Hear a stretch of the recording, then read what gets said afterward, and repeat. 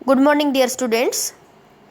Mascot school की हिंदी की online class में आप सभी का स्वागत है।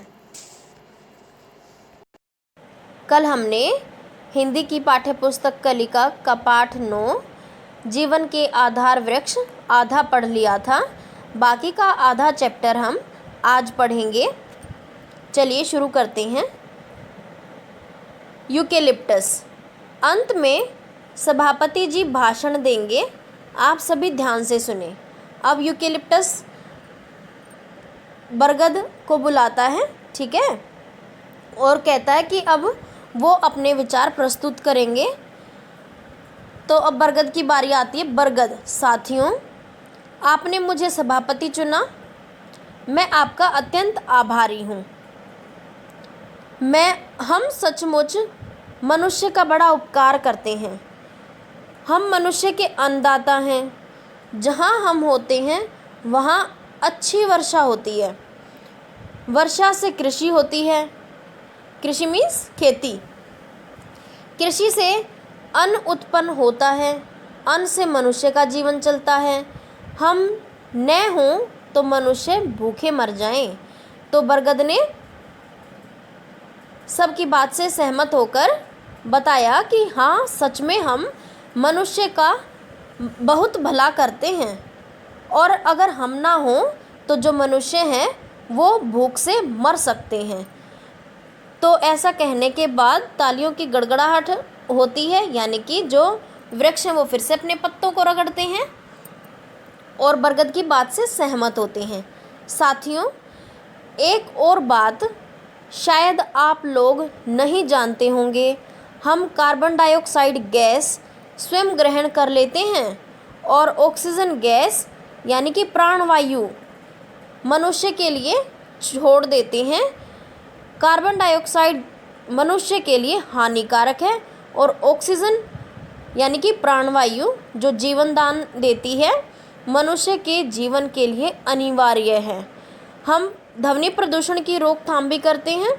इसके अलावा भूमि का कटाव भी रोकते हैं, यानी कि जिससे हमारी भूमि बंजर ना हो, तो हम भूमि का कटाव भी रोकते हैं।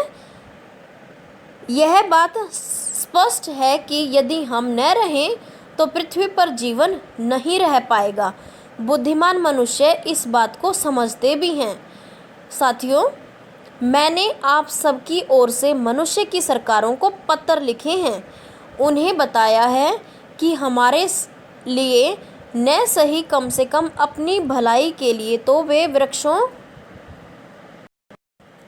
को न काटें, बल्कि जितने अधिक हो सकें वृक्ष लगाएं। हर्ष का विषय है कि बहुत सी सरकारों ने वृक्ष काटने पर प्रतिबंध लगा भी दिया है। धन्यवाद। तो अब बरगद ने अपने भाषण में क्या बताया कि उन्होंने सरकार को पत्र लिख के ये बताया है कि वृक्ष केवल हमारे लिए ही जरूरी नहीं है, जो मनुष्य हैं उनके लिए भी और हमारी प्रकृति का संतुलन बनाए रखने के लिए भी बहुत ज़रूरी हैं। क्योंकि अगर वृक्ष नहीं होंगे तो मनुष्य को प्राणवायु यानी कि ऑक्सीजन नहीं मिलेगी, और ऑक्सीजन नहीं मिलेगी तो मनुष्य का सरवाइव करना बड़ा मुश्किल हो जाएगा, यानी कि मनुष्य जिंदा नहीं रह पाएगा। ठीक है, तो इसीलिए वो वृक्षों के लिए ना सही कम से कम अपने जीवन की तो रक्षा करें। ठीक है, तो इसी बात से सहमत होकर कुछ जो सरकार हैं उन्होंने डिसीज़न ले लिया है कि अब वृक्ष काटने पर प्रतिबंध लगा दिया है, यानी कि रोक लगा दी है कि कोई भी वृक्षों को नहीं काटेगा। सब वृक्ष जोर से पत्ते रगड़कर मानो तालियां बजाते हैं और अपने अपने स्थान को चले जाते हैं। आशा करती हूँ आप सभी को पाठ 9 जीवन के आधार वृक्ष अच्छे से समझ आया होगा। सभी वृक्षों ने अपनी बात रखी, और बरगद कौन थे? बरगद को सभापति बना रखा था। ठीक है, समझ आया सबको? तो इस चैप्टर से हमें क्या शिक्षा मिली कि हमें वृक्षों को नहीं काटना चाहिए और हमें ज़्यादा से ज़्यादा वृक्ष लगाने चाहिए, जिससे कि हमारा प्रकृति का जो संतुलन है वो बना रहे और हम अपने वातावरण को साफ व सुरक्षित रख सकें। ठीक है।